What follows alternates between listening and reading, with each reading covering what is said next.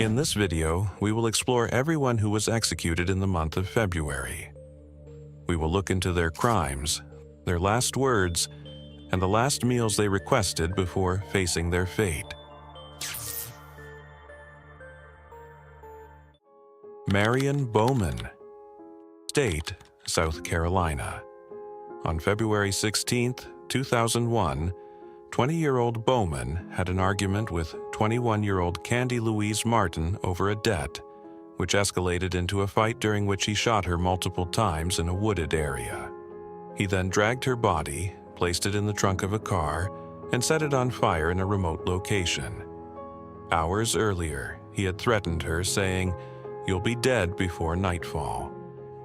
His cousin, James Taiwan Gadsden, testified against him, stating that he witnessed the crime and that Bowman had planned it.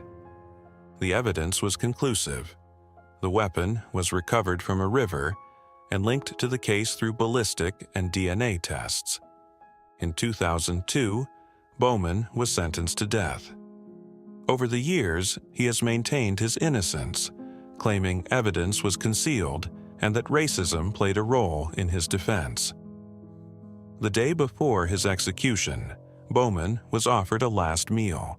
He requested fried seafood, wings and chicken strips, onion rings, banana pudding, German chocolate cake, and cranberry pineapple juice. On January 31, 2025, he was executed by lethal injection in South Carolina. As the execution chamber curtain opened, he briefly looked at his attorney, then at the ceiling before closing his eyes.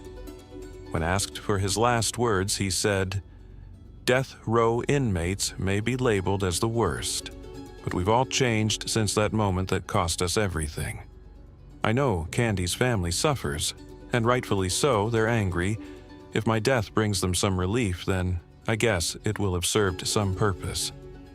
I hope they find." Stephen LaWayne Nelson, State, Texas.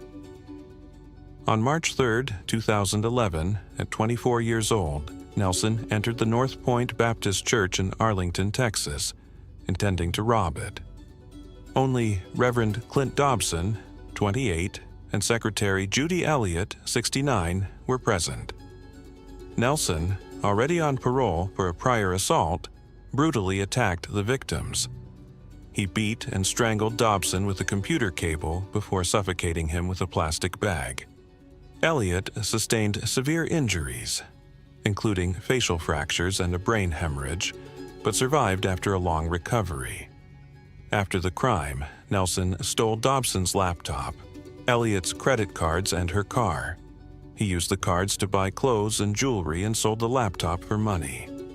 The police quickly identified him through fingerprints and bloodstains on his shoes. He was arrested and convicted of capital murder, a crime in Texas punishable by death.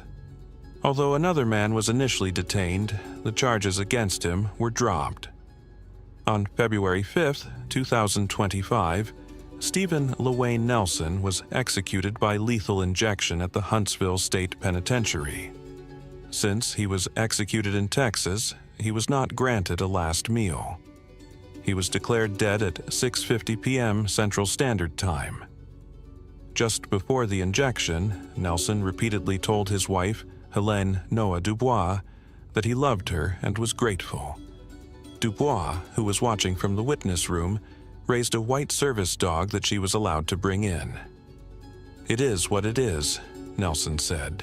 He then added, "Enjoy life." Before the lethal dose began, he said, "I'm not afraid, I'm at peace. Let's ride, Warden." When the pentobarbital started to take effect, he told his wife, "Let me sleep." His last word was, "Love," before gasping twice and trying to catch his breath. His body trembled for a few seconds before becoming still. He was declared dead 24 minutes later. Demetrius Terrence Frazier, State, Alabama. On November 27, 1991, Frazier broke into the apartment of 40-year-old Pauline Starks Brown in Birmingham, Alabama. After forcibly waking her up, he demanded money and sexually assaulted her at gunpoint. He then shot her, and despite Brown pleading for her life, Frazier murdered her before stealing the money. Months later, on March 8, 1992, in Detroit, Michigan, Frazier attempted to assault 14-year-old Crystal Kendrick. He held her captive in an abandoned house, and when she tried to escape, he shot her, ending her life. Frazier was arrested shortly after in Michigan, where he confessed to both crimes. In 1996, he was convicted of the murder of Pauline Brown in Alabama and sentenced to death.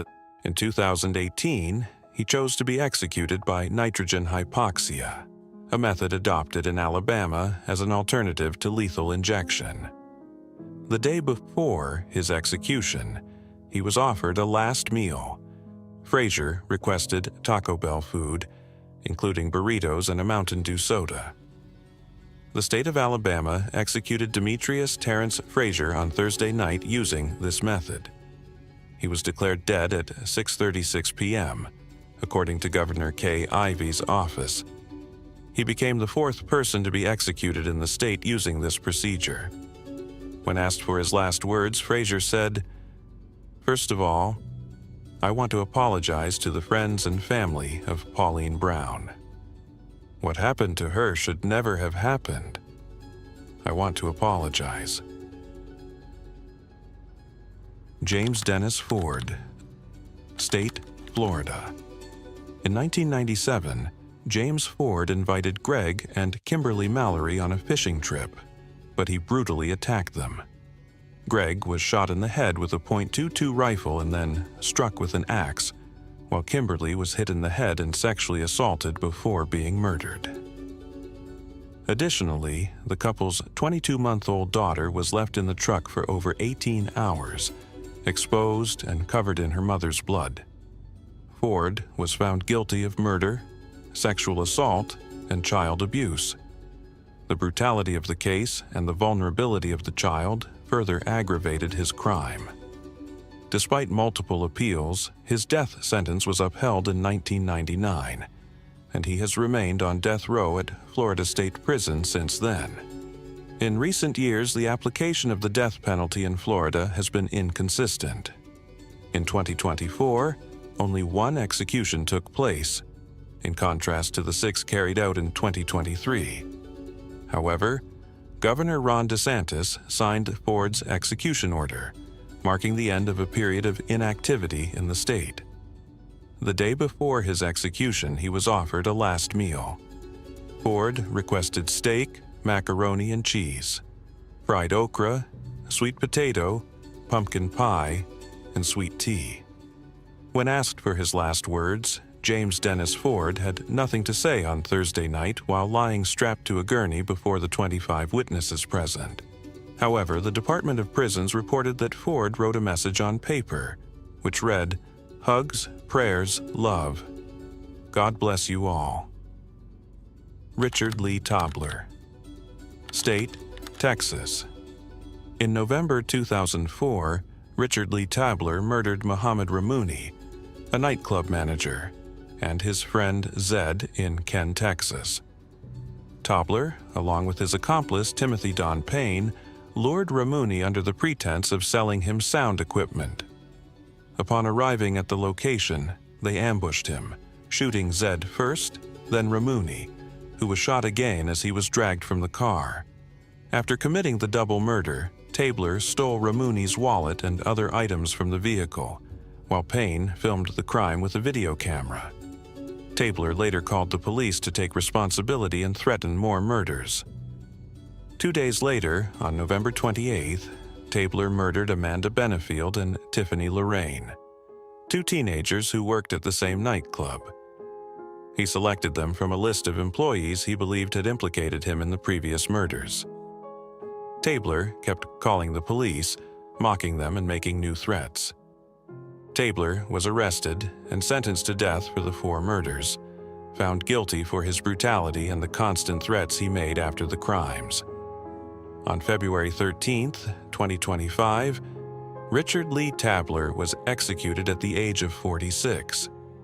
At 6:38 p.m., He was declared dead after receiving a lethal dose of pentobarbital. Tobler was the second man executed in Texas in 2025.